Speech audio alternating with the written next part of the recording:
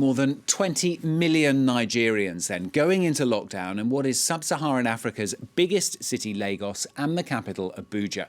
President Muhammadu Buhari ordering a 2-week cessation of all movements in key cities to ward off an explosion of cases in what is Africa's most populous country. Businesses being closed, non-food shops shut, and people required to stay at home as officials report 131 confirmed cases and 2 deaths so far. The World Health Organization has said Africa must wake up to the coronavirus threat and prepare for the worst. Well, we're going to cross to Lagos, speak to our correspondent Sam Olukoya, who joins us from there. Sam, how is this coming into effect and how is it going to be enforced there? We saw in some of those images that Lagos itself has millions of people living in slums, really relying as well on their daily earnings to survive. Well, this is what many people in Lagos have actually wondered. I mean, you can understand when there's a lockdown for 1 or 2 days, but if it's going to be very extended, it's going to be extremely difficult, especially for those in the slums who work on a daily basis to make a living. If they can't make a living, they go hungry. And of course, people have anticipated that there could be riots and things like that.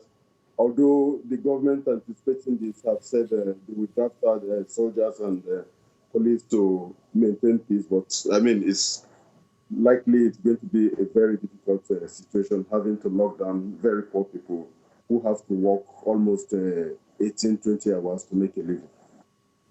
And how much worry is there about this pandemic? I mean, is it something that people are really aware of and are talking about?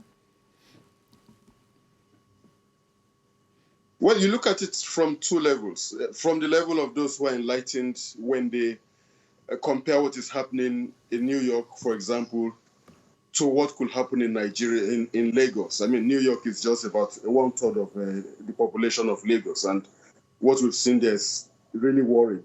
For those who are enlightened, they've seen this. But the problem also goes back to the slums, where people essentially are not aware of this coronavirus. I mean, going to the slums, they tell you this is a rich man's disease, purely so because most of those who have been infected are people who have come from abroad. So as far as they are concerned, it's something that is tied to the lifestyle of the rich people, so it wouldn't affect them. If it goes into those slums, it's going to be very devastating. The slums have no medical facilities. There are chances charlatans will start treating people, and then we could have a very widespread. I think for many people in Lagos, that is the very big worry, that if it goes in there, people will die, and it will even from the slums spread to the other parts of the city. It's quite a worrying situation in Lagos. Sam Olukoya, thanks very much. Our correspondent there speaking to us from Lagos.